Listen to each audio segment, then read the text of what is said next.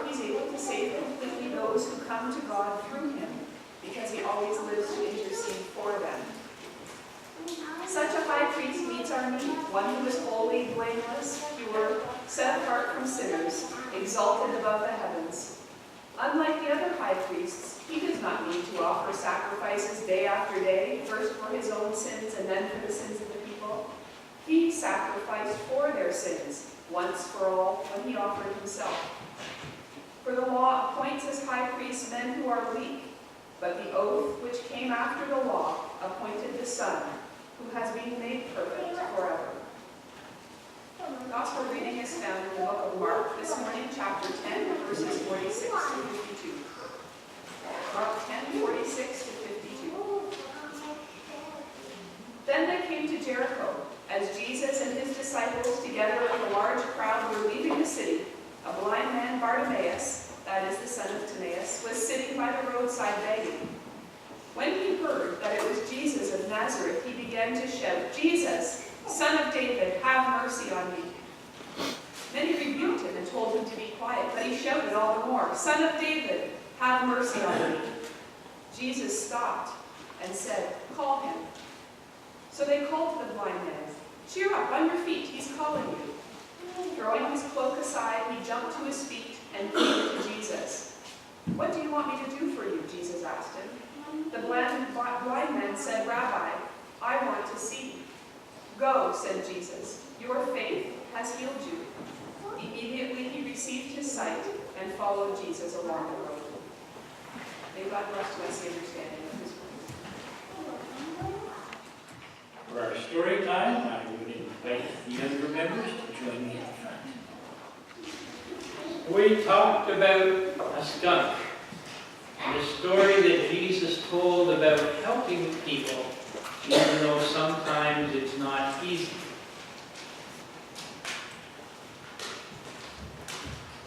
Then we talked about squirrels, and how they collect nuts and store them for the winter, and sometimes hide them in the ground. And when there's a bunch of squirrels, they sometimes fight over them. And we took from the stories that Jesus told about the kingdom of heaven, this man who found a pearl that was very valuable, and how important it is to understand that Jesus is very valuable.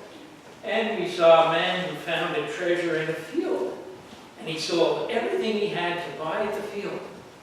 And again, Jesus is saying how important the things of God are. Well, today I have something different in my box. I'll show you this thing. What does that look like? It's a hippo. I've never seen a brown hippo.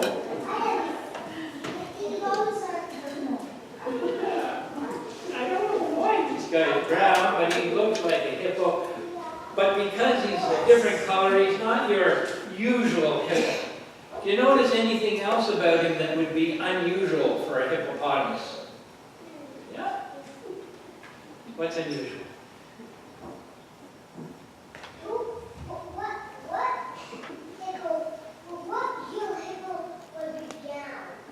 That's unusual. He's brown. Do you notice anything else unusual about him? He's got a tail. He has a tail. Do hippos have tails? I've never been up behind a hippo. I don't know. Also, something very unusual about this hippo, yeah? There are lines. Those are the seams of the puppet. I don't know if hippos have lines on their back. But the really interesting thing about this hippo is he's quite thin. Yes. Hippos usually are not thin, they're fat. In fact, I did some research, and I discovered the fatter the hippo, the more attractive that hippo is to other hippos. Apparently that's a fact, I didn't know that. We've seen a very fat hippo. So, if you're a hippo, you want to be fat. And most of the hippos you see are quite big, aren't they? So now, using a skinny hippo to think about big hippos, here are a couple of stories from the Bible that talk about the kingdom of God, Jesus says, is like, you know what that is? Yeah. A seed. What kind of seed? A helicopter seed? No?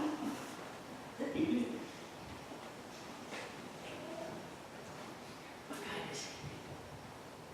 Not a hippo seed. A hippo seed. What does that say? Mustard. Mustard seed. So that tiny little seed was a mustard seed. Mustard seed. And Jesus said the kingdom of heaven is like a tiny little mustard seed. Now, do you think his friends understood what he was saying? No. This is how we think about mustard, isn't it? Yes. So the kingdom of heaven is like a mustard seed that makes mustard that you put on a hot dog? Did Jesus say that? No, I don't think so either. But this is what we think about. But Jesus says the kingdom of heaven is like that tiny little mustard seed that when it's planted, it grows up into a great big tree. And the birds of the air make their nests in that tree. What mustard tree? A mustard tree from a tiny little seed. And Jesus is saying to us, a little bit of faith can grow and do something amazing. Do mustard trees grow mustard? You know, I've never actually seen a mustard tree that I recognized as a mustard tree, so I don't know if they grow mustard. But the little things we do for God's kingdom can grow into wonderful things. And then Jesus said the kingdom of heaven is like that. You know what that is? Yeah? No, it's got nothing to do with mustard. No, that is yeast. No idea. Yeah. And if you take those 2 spoonfuls of yeast and 6 cups of flour and a few other ingredients and mix them together, what do you get? Mustard. No, you get that. What is that? A lump of dough. Right. And that lump of dough then is put in the pans and it starts to grow. It rises up. And then, of course, you bake it and it's delicious. And Jesus said the kingdom of heaven is like that little bit of yeast that you put it in the dough and it changes everything. It makes it grow. So Jesus is saying to us, our little bit of faith can make a big difference in the world. So I want you to think of those 2 stories, the tiny little mustard seed and the yeast that goes in the flour that helps the bread to be made. Think about our fat hippopotamus and what we can do for Jesus that can grow into something big and wonderful. Today we put a bit of a wrap on a look at a series of adventures of Jesus as he seeks to tell his disciples what the kingdom of heaven can be like. And so I've entitled today's time of meditation, reflection, and challenge, Seeing. Because Jesus was trying to help the disciples to see, to clear their vision so that it became God's vision. And so throughout Mark, they're traveling around, talking, healing, teaching, preaching. Jesus does a series of healing miracles. Jesus feeds the 5,000, or the 4,000, I guess, in Mark. Jesus confronts the religious of the day. Jesus, on a number of different occasions, in this series in Mark's Gospel predicts his death. And the disciples react each time saying, no, that's not right. That's not what God's about. The disciples then try to enforce their will upon Jesus. They ask him, who's the greatest? Figuring to say, well, you guys have been traveling with me, you're the greatest. But he used the example of a trap. And then we saw last week that two of the disciples wanted seats of honor with Jesus. And while he didn't grant them that request exactly, he did encourage them, saying that they would indeed live out his kingdom in ways that they might not ever understand or fully be able to predict. Jesus was teaching them kingdom culture, kingdom values, because like this picture, their vision was a little blurry. Don't worry if you're looking at that and it's not in focus. It's not supposed to be there.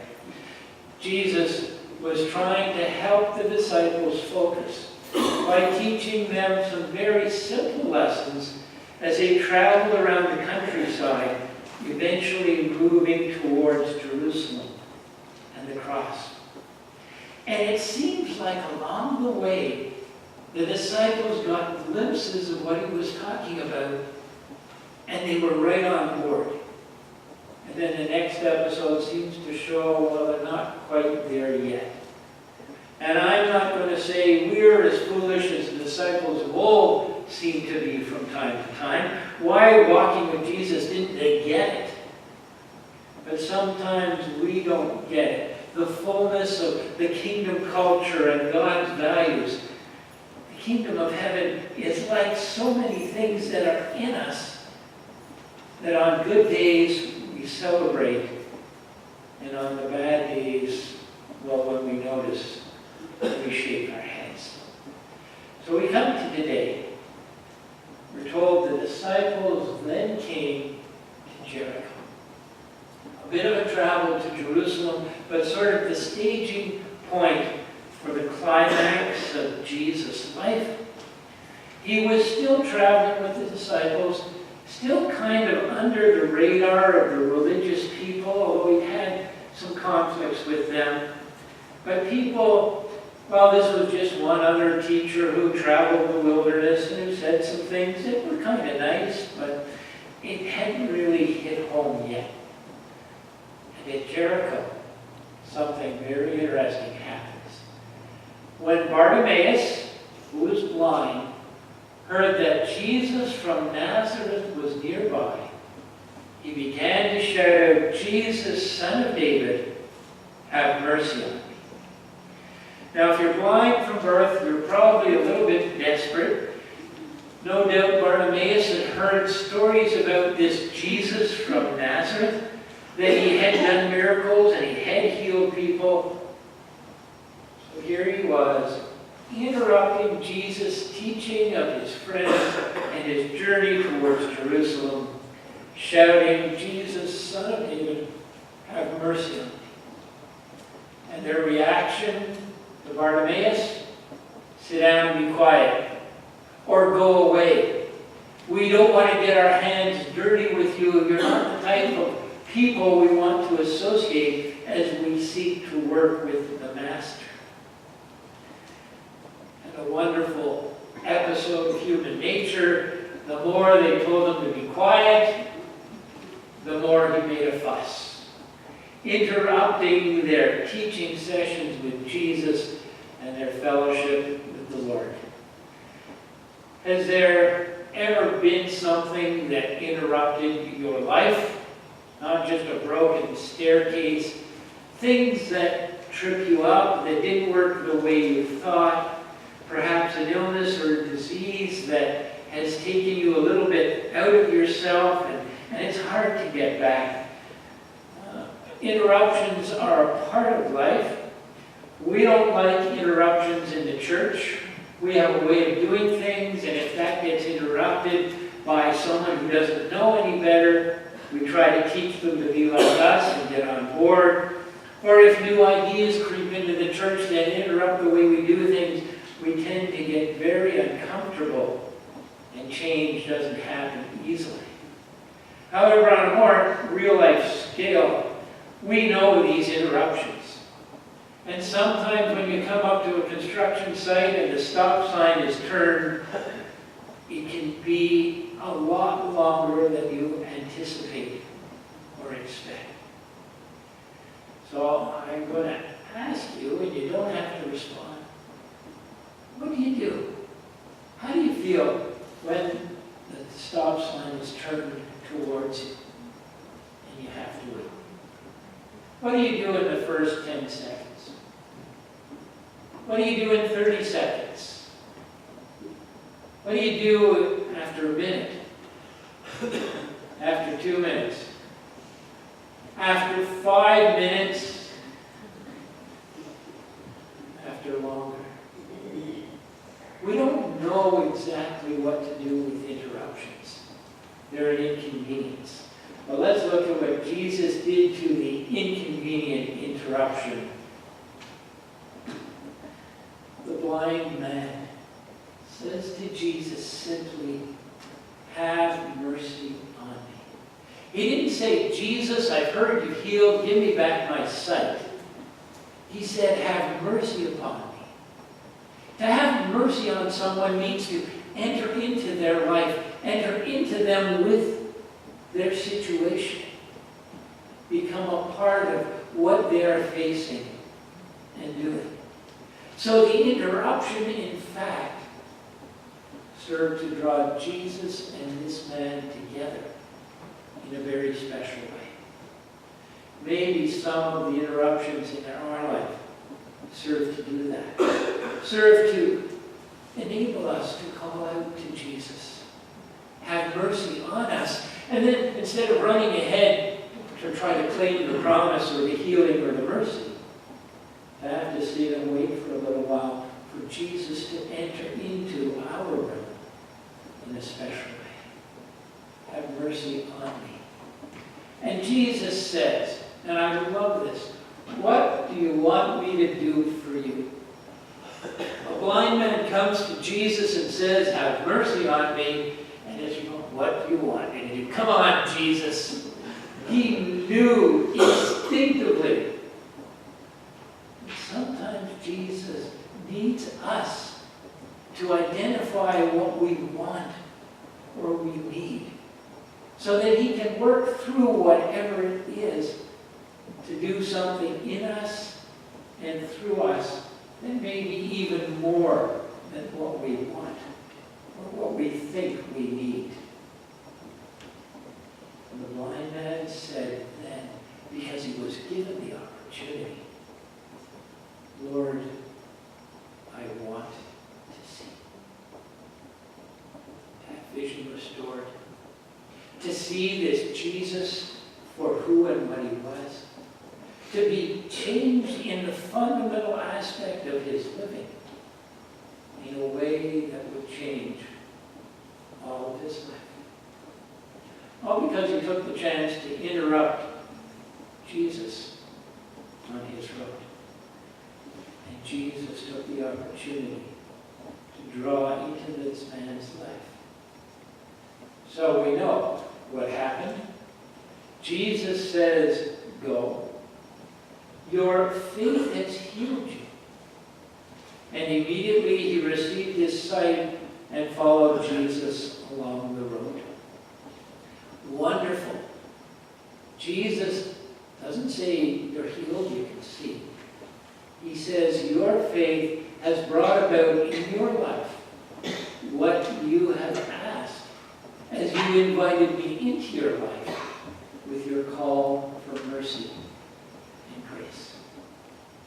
Now you have to be careful with this, but sometimes I wonder if we forgo some of the fullness of God's healing, physically, mentally, spiritually, because our faith doesn't really believe it can happen. And if you imagine, we're only ever healed by the measure of our faith, going to another doctor and calling on a second opinion. Because I want answers. I want doctors to tell me this is what you have to do. Take this pill and you'll be great. I want answers. I want to know how to fill the church every Sunday. What is it we have to do? And we'll do it. But there's something more to those kind of things. Jesus said, your faith has healed you. Not Jesus has healed you, but your faith. And then he received his sight. And he found room in his life to follow Jesus. A wonderful, wonderful story that may be a bit too ancient for our modern sensibilities. Does it help us see more clearly? Well, we're fortunate in the New Testament we have people who will direct us. And in Hebrews, we've talked about Jesus Christ as our great high priest. The high priest would offer sacrifices for the sins of the people. And he'd have to do it again and again and again because the people sinned again and again and again. And yet, the writer of the book of Hebrews says Jesus as our great high priest is different. Therefore, because he is who he is able to save completely those who come to God through him, because he always lives to intercede for them.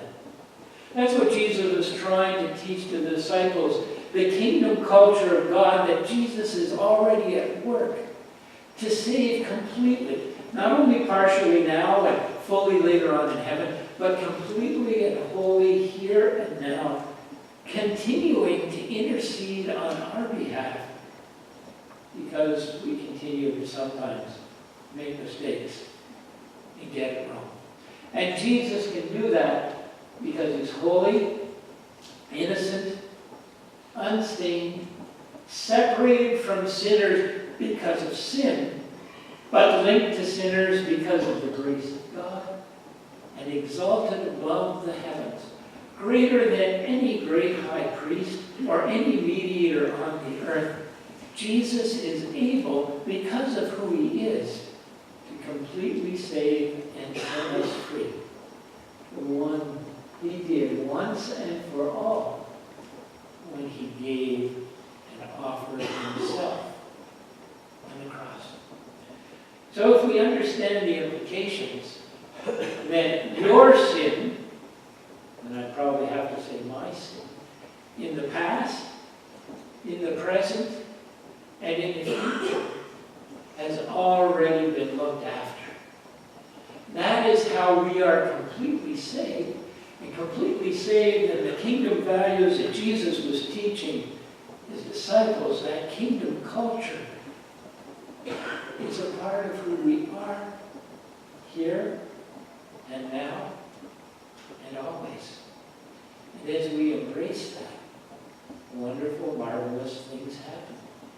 He sacrificed for our sins once for all when he offered himself. And we know that. The trick is to live it.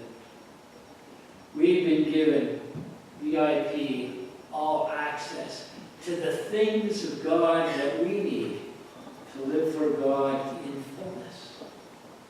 That access pass is no good unless you put it to use. You can have a ticket for a show, front row center, but if you don't go to the show, that ticket really doesn't do you any good. The access is given. Jesus is continuing to reach for us. And as we draw near to him, the fullness of that kingdom culture lives in us and through us. And that changes the world. That is the good news as we see and are seeing.